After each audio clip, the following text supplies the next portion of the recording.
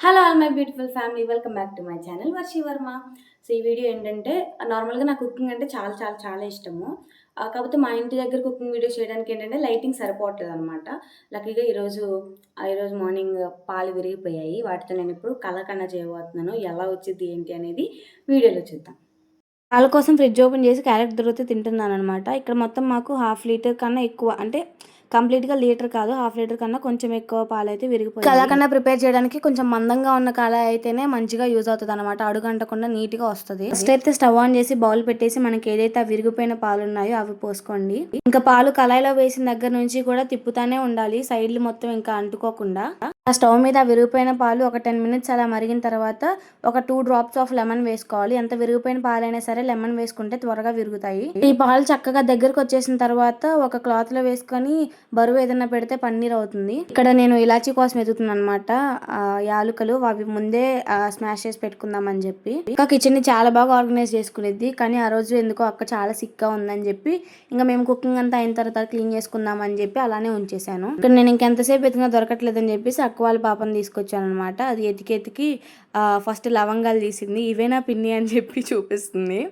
ఇవి వేసేవి ఏం కాదులే పిన్ని అని అంటుంది. నేను చెప్పాను ఇంకా దానికి ఇవి బిర్యానీ మసాలాలో వాడతారు, ఇలాచీ ఏమో స్వీట్స్లోకి వాడతారు అని చెప్పి ఫైనల్గా ఇలాచీ దొరికేసింది అనమాట. ఇలాచీ దొరికిన తర్వాత అవి పక్కన పెట్టుకుని ఉన్నాను. ఇందా చెప్పాను కదా పాలు ఎంత విరిగిపోయినప్పటికీ కొంచెం లెమన్ అయితే యాడ్ చేయాలని చెప్పేసి ఇంకా ఫాస్ట్గా విరుగుతాయి చేస్తున్నాను అనమాట. ఇక్కడ ఫుల్ ఒక హాఫ్ నిమ్మ చెక్క తీసుకున్నాను.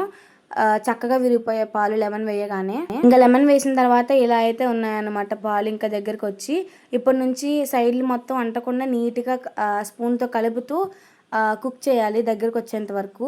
చాలా డేస్ అయిందనమాట కలాకండ చేయక, అయినప్పటికీ చాలా బాగా వస్తుందని చెప్పేసి ఆనందం అనమాట ఇక్కడ. ఇంకా అలా కలుపుతూ కుక్ చేస్తూ ఉన్నాను.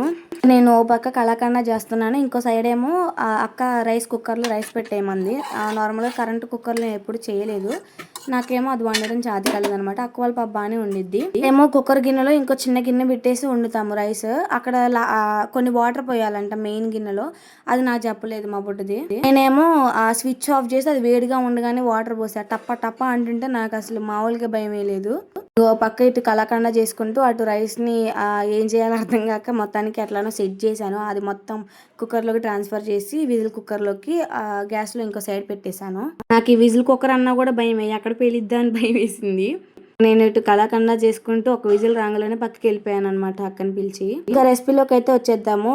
పాలు ఇలా చక్కగా దగ్గర పడిన తర్వాత చూడండి, మనం పోసిన మిల్క్ అనేది హాఫ్ అవ్వాలన్నమాట. ఇంకా మనం బాయిల్ చేసిన మిల్క్ అనేవి హాఫ్ అయిపోయిన తర్వాత మనం ఇంకా షుగర్ యాడ్ చేసుకోవచ్చు. నేనైతే ఇక్కడ అంచనా ప్రకారం వేస్తాను అనమాట, నాకు చేయడం వచ్చు కాబట్టి. నార్మల్గా మీకు కరెక్ట్గా క్వాంటిటీస్ చెప్పాలి అంటే 1 లీటర్ మిల్క్కి 100 to 150 grams ఆఫ్ షుగర్ సరిపోతుంది. ఇంకా షుగర్ వేసుకున్న తర్వాత ఆ మిల్క్ షుగర్ అంతా కూడా కరిగి దగ్గరకు వచ్చి ప్యాన్ నుంచి సపరేట్ అయ్యేంత వరకు కూడా బాయిల్ చేయాలి, చక్కగా ఉడికించాలన్నమాట. ఇంకా నేను అది చేస్తా ఉంటే మధ్యలో వీడొచ్చి సెల్ఫీ స్టిక్ ఇవ్వ పిన్ని అంటున్నాడు. నేనేం చేస్తున్నా చెప్పు, నేనేం చేస్తున్నా ఏం వండుతున్నా? నీ మొక్కం కలాకండ. బాయ్ చెప్పు. బాయ్ బాయ్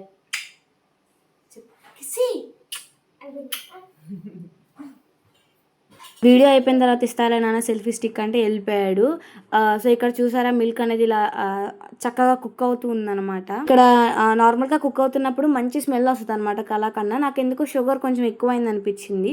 ఇంకా నేను ఏం చేశానంటే ఒక గుప్పెడు బాదం అండ్ కాజు తీసుకొని మంచిగా స్మాష్ చేశాను. ఆ స్మాష్ చేసిన ఈ పౌడర్ కూడా యాడ్ చేసిన తర్వాత కొంచెం ఆ స్వీట్ స్మెల్ అనేది తగ్గింది. ఇంకా ఈ పౌడర్ కూడా యాడ్ చేసిన తర్వాత దగ్గరకు వస్తుంది అనమాట. ఇంకా దాన్ని ఆపకుండా తిప్పుతూనే ఉండాలి, కొంచెం లైట్ బ్రౌనిష్ కలర్ వచ్చేంత వరకు. ఇలాచీ పౌడర్ కూడా వేసిన తర్వాత ఇలా కొంచెం లైట్ ఎల్లోయిష్ కలర్ వచ్చింది కదా, దాన్ని ఇంకొంచెం కలర్ వచ్చేంత వరకు తిప్పుతూ ఉండాలి. ప్యాన్ నుంచి మంచిగా సపరేట్ అయిపోతూ ఉంటుంది.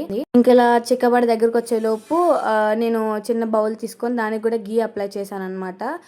చక్కగా మనం అచ్చులాగా వేసుకోవడానికి బాగుంటుందని చెప్పి. అదంతా దగ్గర పడిన తర్వాత బౌల్లో ట్రాన్స్ఫర్ చేసుకొని ఇంకొక చిన్న గ్లాసుకి కూడా గీ అప్లై చేసి అలా ప్రెస్ చేస్తే నీట్ గా అచ్చు వస్తుంది. మధ్యలో అక్క వాళ్ళ పాప వచ్చి అయిందా పిన్ని చేయడము, నేను తీసే నా వీడియో అని అడుగుతుంది. ఆల్రెడీ వీడియో ఆన్లోనే ఉంది అని చెప్తున్నాను. ఇలా ఇంట్లో ఎప్పుడైనా పాలు విరిగిపోయినప్పుడు ఈ కలాకండ్ ట్రై చేయండి. చాలా టేస్టీగా యమ్మీగా ఉంటుంది. ఇలా డ్రై ఫ్రూట్స్ పౌడర్ వేయడం వల్ల పిల్లలకు కూడా హ్యాపీగా పెట్టేయచ్చు. నేను వీడియో స్టార్టింగ్లో చెప్పిన క్వాంటిటీస్ ఎగ్జాక్ట్గా ఫాలో అవ్వండి. సూపర్గా వస్తుంది కలాకండ్. 1 లీటర్ మిల్క్కి 100 to 150 grams ఆఫ్ షుగర్ వేసుకుంటే సరిపోతుంది.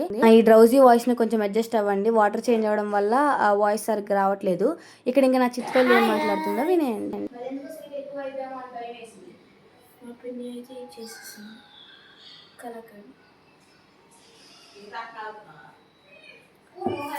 స్మెల్ అయితే సూపర్ ఉంది.